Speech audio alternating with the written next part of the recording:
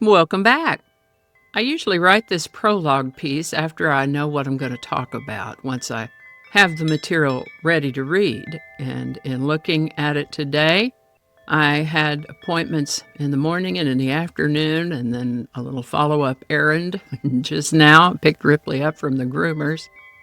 And I wasn't sure how I was going to get this all done, but I just decided to get started and get as far as I could, and here we are. It worked out so far. I still have to narrate and edit, but we're doing pretty good so far, just checking the clock. So grab your favorite cuppa, settle in, and let's see what we have.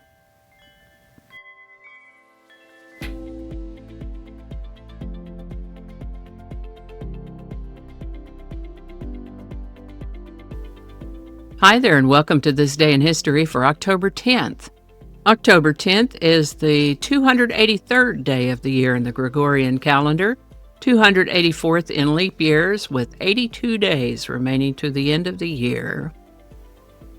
Today's word is synecdoche. Synecdoche. Synecdoche is a noun that means a figure of speech in which a part of something is used to represent the whole, or the whole of something is used to represent the part.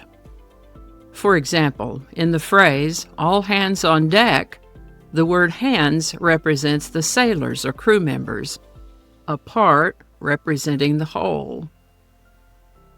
In the phrase, the United States won gold in hockey, the whole country is named, but refers specifically to the hockey team.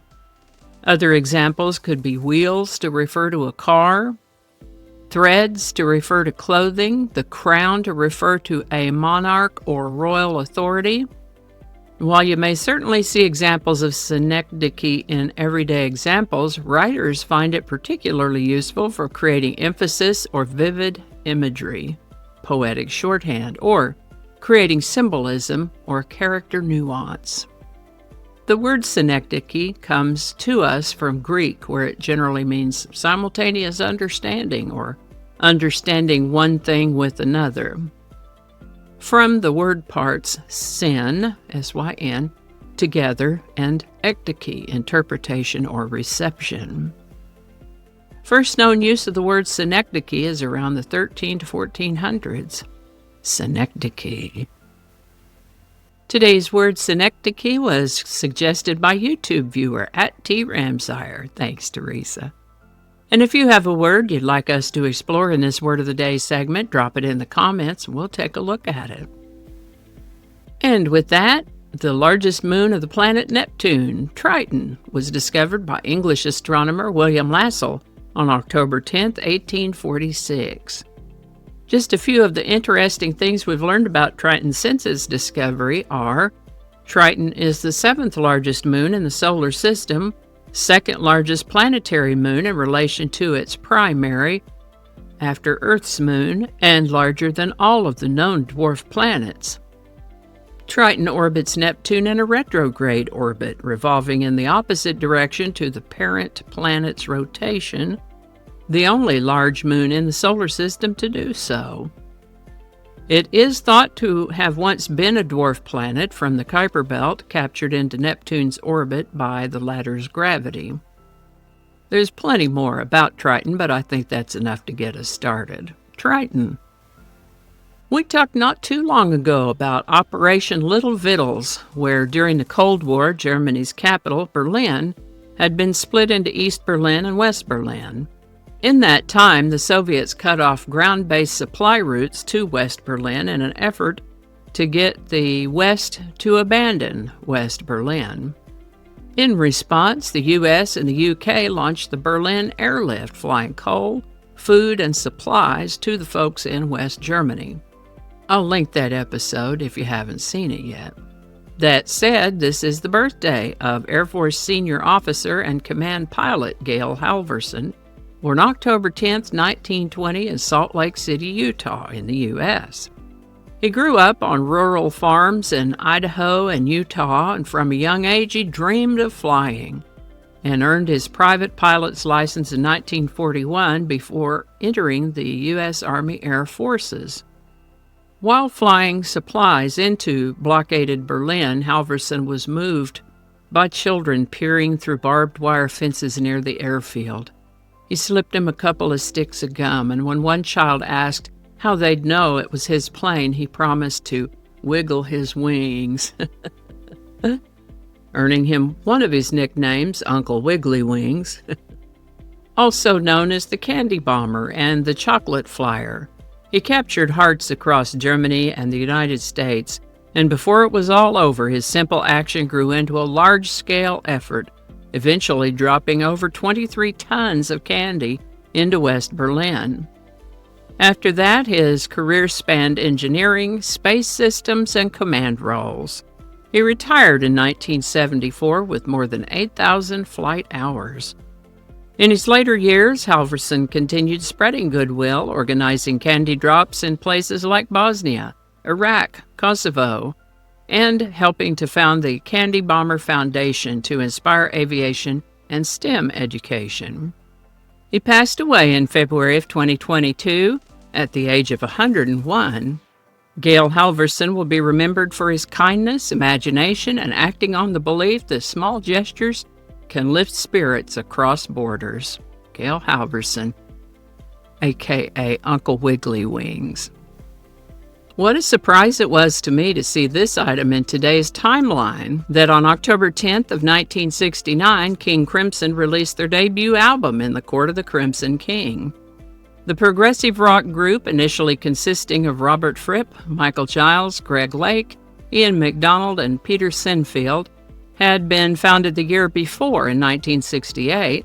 Since then, the group has been on again, off again, and the band members have come and gone, with Robert Fripp remaining the only constant member all these years later. But it was on this day that they released their first album. So let's talk about a song from this album. First, let me say that I can't think of anything on this album that would have played on the AM Top 40 radio that I knew growing up. We did have an FM station from, late 60s, early 70s and on, in the Oklahoma City area that played progressive rock. I sure don't remember the call sign now, all these years later, but it was like the first station on the FM dial at that time. We called it the underground station. I remember a DJ with a deep, smooth voice who called himself Sam Stone. They'd do whole album sides at certain times on this station and played Jimi Hendrix's Star Spangled Banner at midnight every night. They will have played King Crimson on that station. That was quite a long time ago, but I'm pretty sure one of my more unusual friends introduced me to both that radio station and this King Crimson album. I bought this album when I was in high school and listened to it a lot, so when I saw this item pop up in today's timeline, the songs took turns playing in my head. Let us talk today about the song I Talk to the Wind. It's the second track from this album, composed by Ian MacDonald with lyrics by Peter Sinfield. I Talk to the Wind opens with some peaceful flute and vocals by Greg Lake, who would later go on to co-found the group Emerson, Lake and Palmer. What a time to be alive. I Talk to the Wind is a peaceful song and has been covered by a group called Opus 3. By the way, if you go listen to it on YouTube, just take a gander down through the comment section. This song has really meant a lot to people over the years. I Talk to the Wind by King Crimson. Link in the description. As I was researching and writing today's episode, I sat where I could look outside and see and hear the birdies, which made me think of this great quote by the writer Maya Angelou, who said, "A bird doesn't sing because it has an answer. It sings because it has a song." Maya Angelou. I like that. Let us be birds today and sing because we have a song.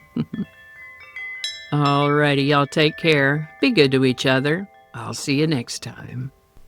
And I think that's going to do it for us today. Thank you so much for watching. Consider subscribing if you haven't already. Feel free to share this video with a link in your email, messaging, or social media. If you enjoy this series, you can check out the playlists in the description. You can find me on BitChute, Facebook, Odyssey, Rumble, YouTube, and X, as well as on a blog page called No Really. No Really. No Really. Consider following my Day in History page on Facebook if you're on Facebook. I also have a Patreon account now, or you can buy me a coffee. All those links are in the description.